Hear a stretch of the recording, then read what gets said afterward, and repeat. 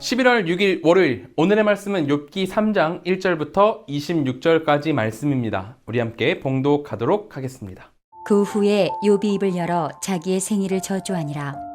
욥이 입을 열어 이르되 내가 난 날이 멸망하였더라면, 사내 아이를 베었다 하던 그 밤도 그러하였더라면, 그날이 캄캄하였더라면, 하나님이 위에서 돌아보지 않으셨더라면, 빛도 그날을 비추지 않았더라면, 어둠과 죽음의 그늘이 그날을 자기의 것이라 주장하였더라면, 구름이 그 위에 덮였더라면, 흑암이 그날을 덮었더라면, 그 밤이 캄캄한 어둠에 잡혔더라면, 해의 날수와 달의 수에 들지 않았더라면, 그 밤에 자식을 베지 못하였더라면, 그 밤에 즐거운 소리가 나지 않았더라면, 나를 저주하는 자들 곧 리워야단을 격동시키기에 익숙한 자들이 그 밤을 저주하였더라면, 그 밤에 새벽 별들이 어두웠더라면, 그 밤이 광명을 발할지라도 얻지 못하며 동틈을 보지 못하였더라면 좋았을 것을. 이는 내 모태의 문을 닫지 아니하며 내 눈으로 환난을 보게 하였음이로구나. 어찌하여 내가 태에서 죽어 나오지 아니하였던가?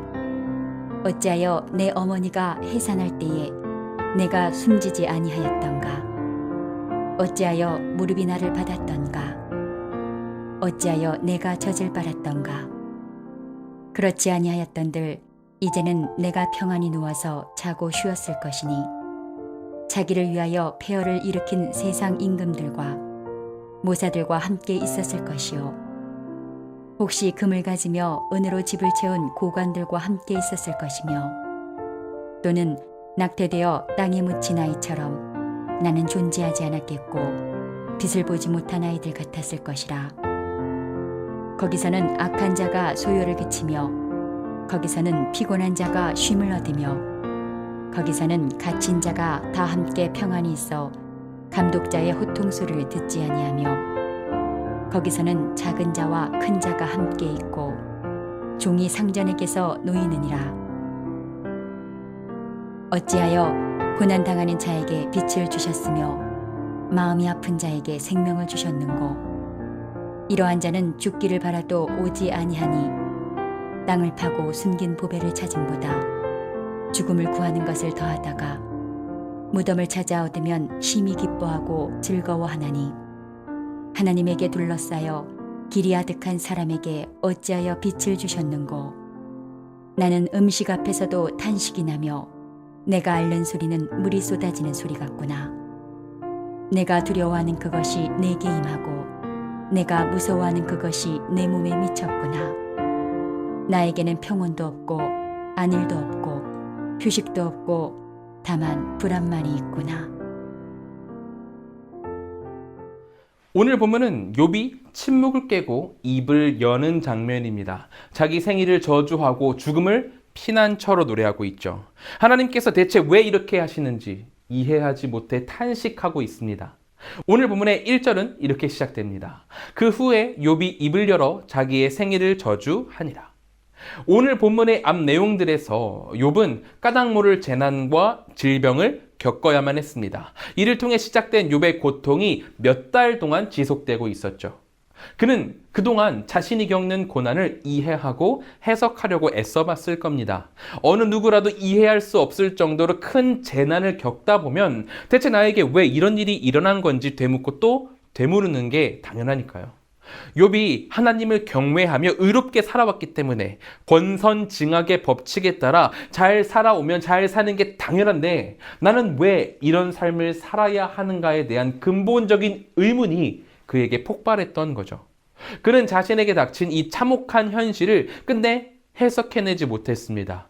고난을 겪으면서 이전에 믿어왔던 세상의 도덕 질서가 다 무너지고 그의 지난 모든 생애가 부정되는 것을 경험했습니다. 그리고 몇 달간의 이 고민 끝에 그가 내뱉은 말이 오늘 1절인 거예요. 자신의 생일을 저주하는 거죠. 한 달간의 끝없는 질문 속에 아무런 답을 내리지 못하는 당혹감과 허무함이 태어난 날이 사라져 자신이 아예 존재하지 않았더라면 하고 생일을 저주하는 것으로, 즉 자신의 존재를 부정하는 말로 표현이 되고 있는 겁니다. 누구보다 축하를 받아야 할 그날을 그는 저주했습니다. 하지만 우리가 잘 알고 있듯이 욥은 이 과정들을 통해 한 단계 더 넓은 시야를 갖는 하나님의 사람으로 성장해 갔습니다. 욥은 인과율보다 더 큰 현실을 맞닥뜨리면서 자신이 가지고 있는 인간적인 시선, 좁은 이해가 깨어지는 놀라운 경험을 하게 되었습니다. 하나님은 더 큰 시야를 가지고 세상을 인도하고 계시며 자신은 작은 피조물에 불과하다는 것을 그는 이 모든 고난의 끝에 알게 된 겁니다. 하나님의 계획은 넓고 크며 인간은 아주 작은 존재라는 것을 욥기 맨 마지막 장에서는 욥이 고백하고 하나님 앞에 엎드리는 것을 우리는 보게 돼요. 우리는 욥이 깨달은 이 시선을 우리의 삶 가운데 안착시키기 위해서 노력해야 됩니다. 욥의 시대에서부터 지금 현대까지 무지막지한 시간이 흘렀고 문명은 발전했으며 인간의 생로병사에 대한 비밀도 그 시대에 비하면 엄청나게 많이 밝혀졌습니다. 인간은 정말로 말로 표현할 수 없을 정도로 큰 발전을 이루었어요. 그러나 그럼에도 불구하고 여전히 우리는 하나님의 원대한 계획을 조금도 깨닫지 못하는 비천한 존재입니다. 아무리 우리가 발전을 하고 지식이 늘었다고 하더라도 하나님의 인도하심을 모두 다 깨달을 수는 없습니다. 그렇기에 우리는 지금 우리 앞에 놓인 고난을 두고 하나님이 나를 괴롭히길 원하시는 건지 혹은 하나님이 나를 싫어하시는 것은 아닌지 고민할 필요가 없다라는 거예요. 주님께서 주님의 백성들을 절대로 놓지 않으신다 약속을 하셨기에 우리는 그 약속을 신뢰하며 하나님의 크신 계획을 기대하고 소망하며 인내로써 나아가는 것, 그것이 우리에게 놓인 유일한 선택지입니다. 욥은 세상 사람 누가 봐도 건전하고 바른 삶을 살아봤습니다. 사람의 기준에서 봤을 때 그의 도덕성과 올바름을 이겨낼 수 있는 사람은 거의 없다고 해도 무방했죠. 욥 본인도 그것을 잘 알고 있었고 그렇게 생각했어요. 바른 삶을 살았고 하나님 앞에 최선을 다했다고 생각했을 겁니다. 하지만 그 바르게 산다는 기준 자체가 하나님의 기준이 아니라 하나님을 잘 믿는다고 생각하는 사람의 기준이었기 때문에 주님은 그 기준조차 무너뜨리시고 하나님의 계획과 경륜이 무엇인지를 욥에게 다시 알려주셨던 겁니다. 욥은 20절을 통해서 이렇게 고백합니다. 어찌하여 고난당하는 자에게 빛을 주셨으며 마음이 아픈 자에게 생명을 주셨는고. 지금 당장 당한 고난으로 인해서 욥은 하나님을 이해하지 못하고 탄식하고 있습니다. 두려움과 불안 속에서 탄식밖에 내뱉을 게 없었겠죠. 이렇게 어렵게 하실 거면 차라리 죽게 하시지 왜 나를 살아가게 하시는지, 목숨을 연명하게 하시는지 도무지 알 길이 없는 상태입니다. 하지만 이런 과정은 우리 인생 가운데 꽤 중요한 시기라고 할 수 있습니다. 인간의 생각으로 떠올릴 수 있는 선과 신의 모습, 신이라면 응당 이래야 되고 정의라는 것을 이런 것이다라고 생각하는 것을 떠나 낯선 하나님을 만나게 하는 경험이 되거든요. 낯선 하나님을 만나는 경험은 하나님을 더 깊이 알아가는 첫걸음이 됩니다. 이제 본문이 계속되며 앞으로 욥은 고통의 시간도 살게 하시는 하나님을 만나며 인간 스스로 만들어낸 하나님 상에 대한 편견을 깨트리게 될 것입니다. 우리가 삶을 살아가다가 하나님을 이해할 수 없을 때가 온다면 그것은 절망을 느낄 때가 아니라 하나님을 아는 지식이 더 깊어져야 할 때라는 것을 우리가 기억해야 한다는 거죠.